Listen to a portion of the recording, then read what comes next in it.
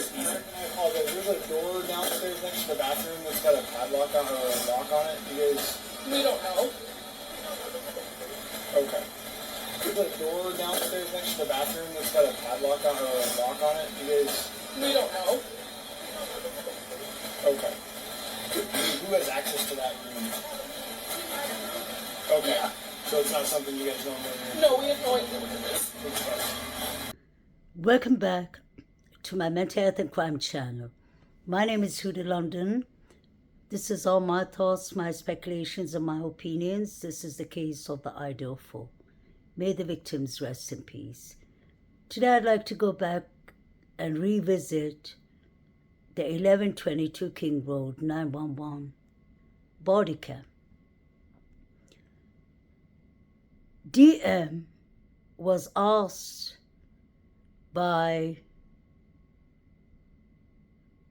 the police officer, Gunderson, if she knew who has access, if they had access to the keys to the room downstairs. That is not BF's room, but it's a vacant room that Ashlyn Couch lived in. Quite strangely, Ashlyn Couch was the one who was written on the contract, allegedly, of the whole house. But she said she moved out in summer. I find that quite strange. DM and BF live in the house, and they said they don't know who has access and who has the keys to the room below.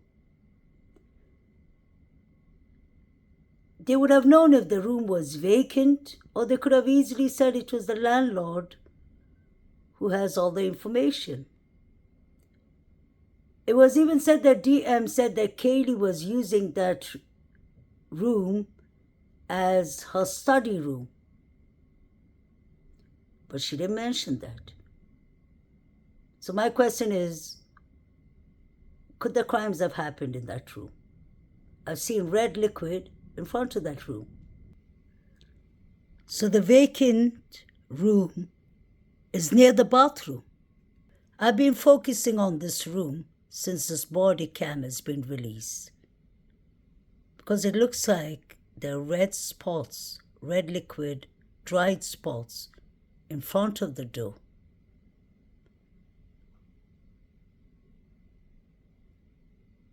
DM made sure to tell the officer that they do not have access to that room. Isn't the officer supposed to call backup or just break down that room? Because the suspect or suspects they're searching for could have been hiding in that room, for all we know. We don't even know if the suspects were hiding inside the house in the beginning. Somebody could have been hiding in the room.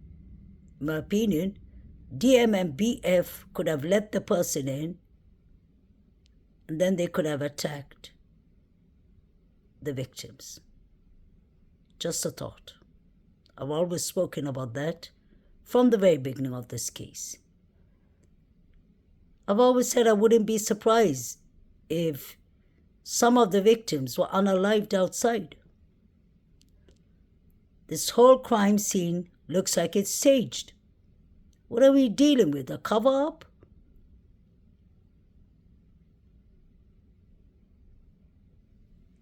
What is those red spots in front of the room? I have been paying close attention to Hunter's legs. Pay attention to his legs. You can do exactly what I'm doing. Just zoom in. This man has bruises on his legs. And so does his girlfriend, Emily. What have they been up to? Could they have had a fight with Ethan and Zana?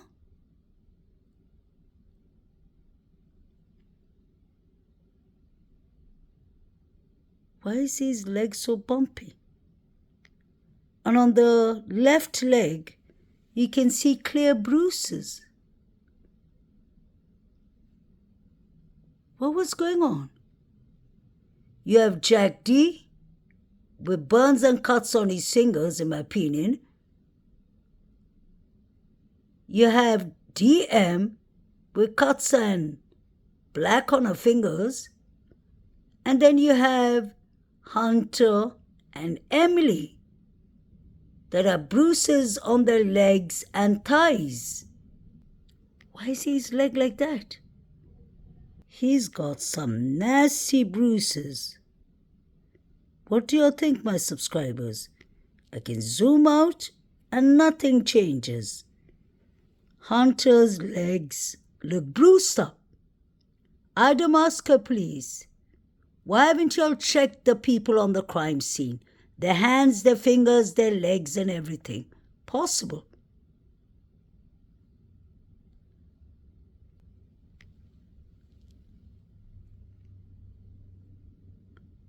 Did he have a fight with Ethan and Zana?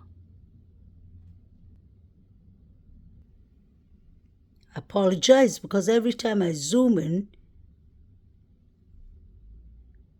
the color becomes lighter. But without zooming in, if I take the camera near, you can clearly see this man has bruises. It's really dark, black on his leg, on his thigh, and black on his knees. As for the right leg, I don't know what's happening there. He could have had a fight with somebody else. But he's standing in a scene that a quadruple took place. Doesn't make sense. What is up with her thumb and her nails? She's always got her fingers well done, her nails. What's up, DM, with your nails? How come you and Jack D have the same injuries? Have you been poking someone? Allegedly.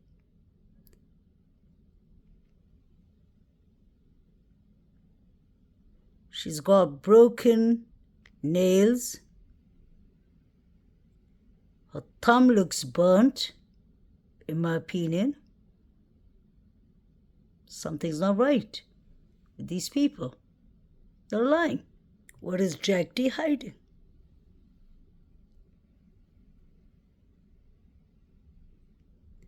I wonder if he's strapped a machete or cable.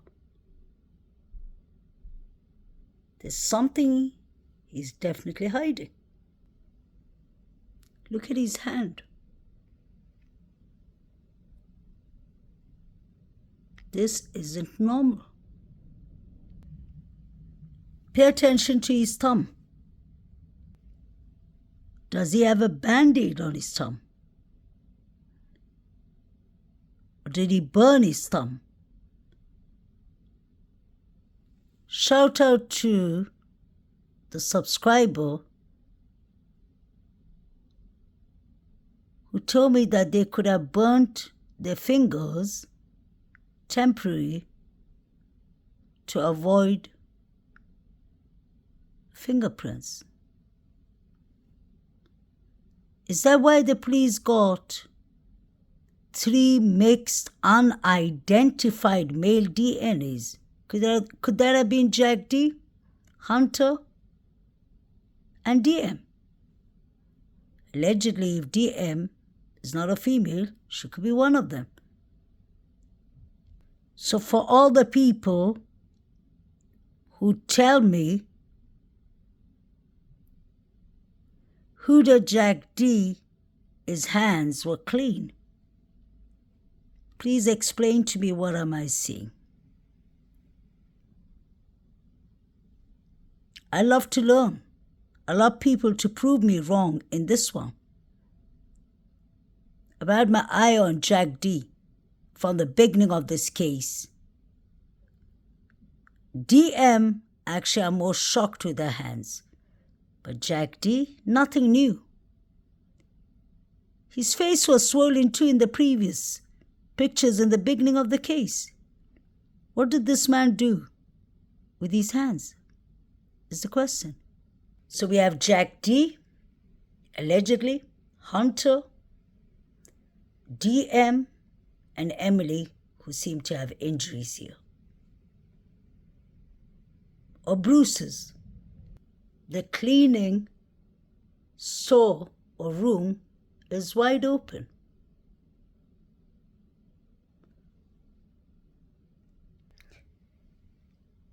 Pay attention to Emily with the blue shorts. I really do not like to talk about this picture, but I have to. I've spoken about it 2 days ago. Look at where her shorts end. What are the bruises on her thigh? The back of her thigh.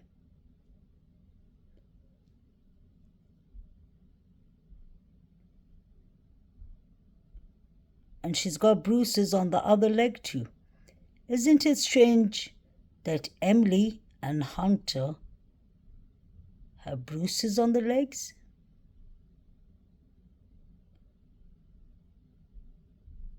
Unless it was some kind of DV between them, they had to be involved, in my opinion. This is not normal. She's got bruises on her leg too. Then on her thighs. Where has she been? Why do her legs look like that? This is no excuse for even amateur cops or rookies not to have put these people in separate cars and taken them down to the station. I personally believe this is a cover-up. There's no other way to put it, in my opinion. Emily and Hunter have bruises on their legs. Jack D and DM have cuts and black nails and black under their thumb, like they've been burning clothes or something. Or they've been cleaning. Let me know what you'll think, but I think this is really, really so unprofessional. If it's not a cover-up, then what is it? I've never seen so many people in a crime scene with bruises on their legs and cuts on their fingers, in my opinion. And like I mentioned, Jack D's professor was very concerned for him. I wonder, how bad was it? He didn't seek mental health. He did not seek help. He got himself an attorney. DM got herself an attorney. BF got herself an attorney. Case closed, in my opinion. Will the correct justice be served, is my question. It's impossible that one person did a quadruple in a couple of minutes. They all want Snapchat, they all want group chat at 10 a.m. before 10 a.m. They know what's up, in my opinion. Let me know what you'll think about Emily and Hunter and Jack D and DM.